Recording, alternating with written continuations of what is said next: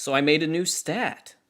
Actually, I guess it's two stats, one for hitters and one for pitchers. The one for hitters is called GPH, short for good piece of hitting, and the one for pitchers is called GPP, short for good piece of pitching. And here's what they do.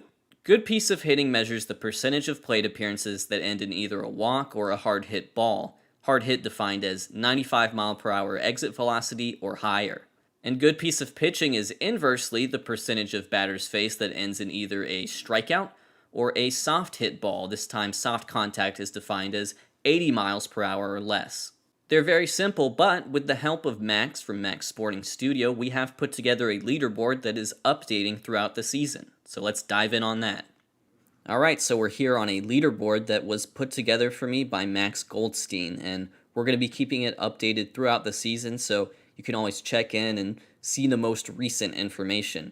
I'm actually going to start by looking at the 2020 numbers first. 2020 was an interesting season because it had a small sample size, so we're going to go look at hitters with at least, let's say, 149 plate appearances, why not? And we're going to sort by GPH percent.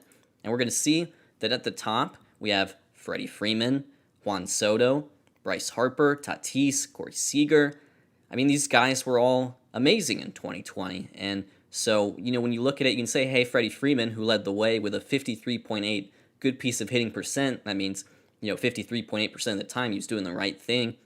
We can say, hey, he had 96 hard hit balls and 45 walks and 262 plate appearances. He was on a plate appearance basis, hitting the ball hard in about 37% and then walking in 17%, and he led the way. And he was alongside with Soto. Those two in the top two might have just been the best two hitters in 2020. So considering we're only measuring just how often they walk and hit the ball hard, it's a pretty good outcome. Like it's so simple, but yeah. Soto and Freeman led the way, and then you had Harper, Tatis, Seager, Ozuna, Trout, Acuna, Yelich. And I think this is maybe something you can look at and say, hey, Yelich in 2020 was kind of seen as a step back, but he did a lot of things right. He was kind of this three true outcomey guy, but he was still hitting the ball hard. He was walking a lot, so maybe that holds better luck for him or better success for him in 2021. We'll see. The season is still very young there. Now what I can do is I can actually scroll up and go to pitchers in 2020.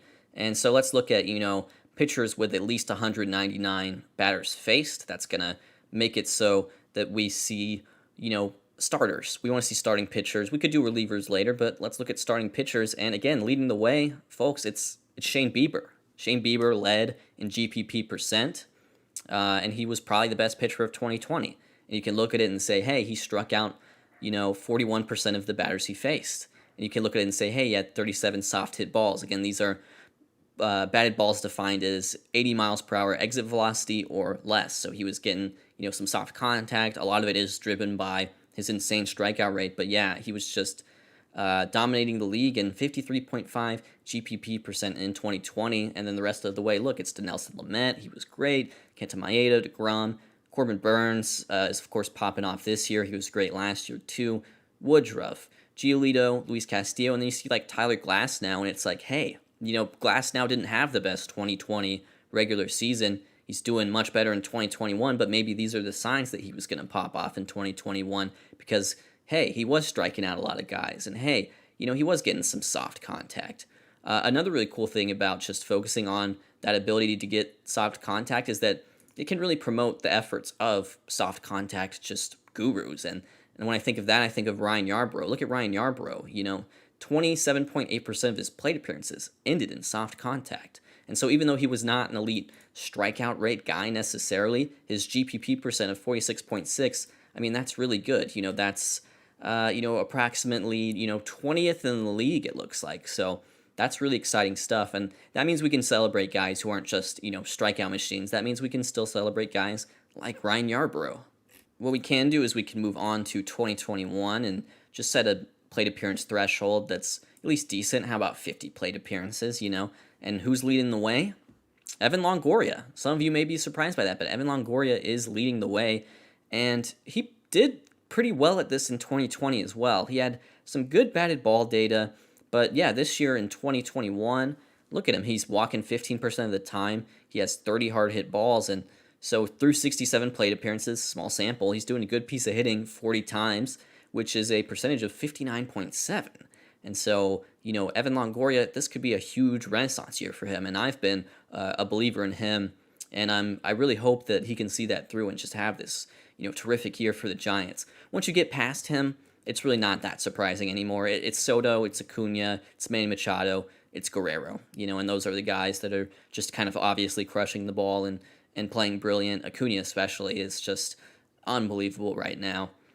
We can kind of scroll down here and see if there's any interesting names, and one that definitely stood out to me just on this first page, around 25th, is Pavin Smith, who's a rookie with the D-backs. Pavin Smith, 45.9 GPH percentage, good piece of hitting. And yeah, I mean, it's like he's hitting the ball hard. He has 30 hard hit balls and 74 plate appearances, and his walk rate isn't super high. It's 5.4%, but he walked a lot in the minors, so that's something that could stabilize. So yeah, Pavin Smith may be a player worth getting excited about. He's been playing really well according to this metric. You can see he's between Jose Altuve and Pete Alonso. It's pretty good company. And of course, who's leading the way for pitchers? Corbin Burnes, Jacob deGrom. I mean, you can't complain about that. Corbin Burnes, Jacob deGrom. Those guys are just ridiculous right now. Jacob deGrom is striking out basically half the batters he faces. And Burnes is a little bit less in the strikeout rate, but he is getting more soft contact, which makes sense when you consider, the arsenal of Corbin Burnes in general. But yeah, 60% for Corbin Burnes, 58.4 for deGrom. They lead the way.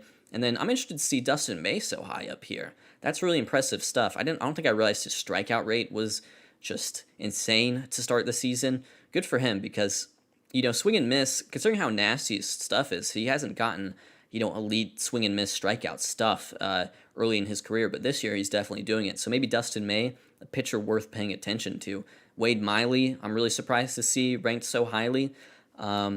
Rhyme not intended, but yeah, you scroll down here and you say, hey, who's some interesting names? David Peterson, David Peterson's getting strikeouts and soft contact. Good for him. I mean, he's ranked higher than Glass now on this. He's ranked higher than Woodruff on this. Pretty crazy stuff. Danny Duffy's doing great this year. Tyler Malley's doing great this year. Trevor Rogers is phenomenal. But yeah, these are sort of the elite GPP guys. But again, it's a small sample size. It's a small sample size for the season, but it's definitely an interesting thing to look at. I think that's probably my biggest goal is I just want to give people an interesting thing to look at. I feel like it's important to talk about the strengths and weaknesses at play here for a good piece of hitting and a good piece of pitching. And I think the biggest strength by far has to be just the simplicity. How does one do a good piece of hitting? Well, they hit the ball hard or they draw a walk. And how does one do a good piece of pitching? Well, they strike the batter out or they get him to hit the ball softly. I mean, that's really, really simple.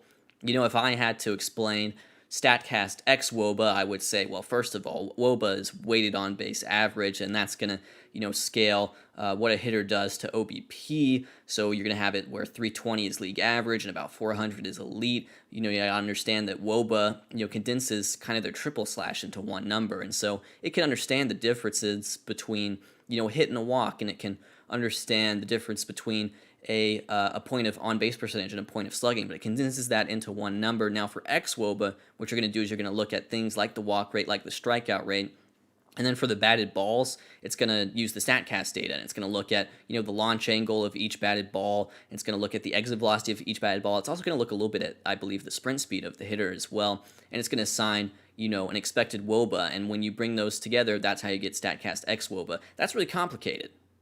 And the thing about, good piece of pitching, good piece of hitting, which is kind of trying to do the same thing, is it's like, hey, good piece of hitting, hit ball hard, walk, that's good. Pitcher, soft contact, strikeout, good piece of pitching, It's simple.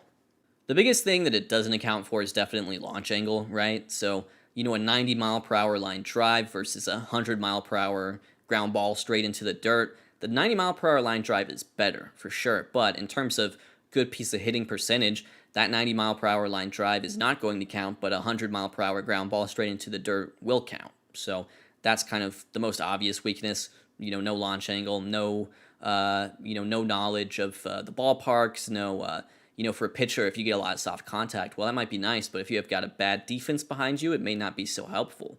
So, no mentioning of sort of the players around you. But yeah, those are sort of the main weaknesses.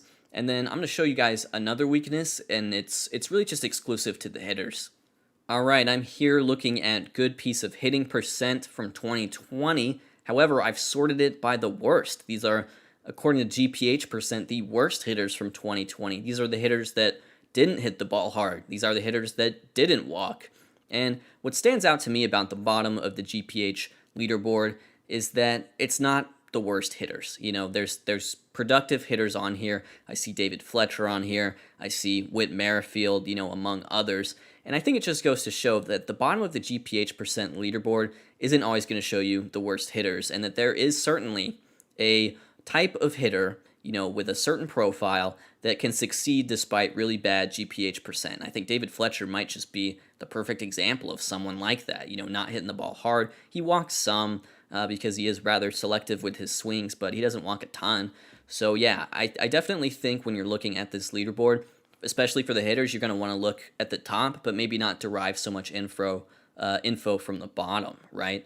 So if you look at like the worst pitchers from, say, 2021, which is what we're doing right now, worst starting pitchers, you see Kohei Arihara, Zach Davies, Brett Anderson, Jeff Hoffman, Luke Weaver, Cole Irvin, Casey Mize, Patrick Corbin, Adrian Hauser. I think that's probably a better representation of the struggling starting pitchers. So I do think you can look at the bottom of the pitching leaderboard, but maybe not the hitting leaderboard, because if you look at the bottom of the hitting leaderboard, there is a certain type of player that can be fairly productive while doing really bad in GPH. And just to show you guys more, we can look at all the StatCast seasons, and if we sort by the worst hitters, let's see what happens. This is like a qualified season right here. You get D. Gordon 2017. He went bad. Ender Inciarte 2017. He was like an all-star. These were far from like terrible hitters, a lot of these guys. So I definitely think the bottom of the GPH leaderboard, I wouldn't put as much stock into it as I would the top. By the way, one more potential weakness with the hitters is that I've managed to invent a metric that Mike Trout isn't necessarily the best at, which doesn't feel great. But yeah, these are the top qualified seasons of GPH percent in the StatCast era, and you can see at the top, 2015 Cabrera, 2018 Mookie Betts, 2016 Josh Donaldson, 2015 Ortiz, 2015 Harper. No one should be surprised to see 2015 Bryce Harper. He was insane, but you got to go a little bit of ways.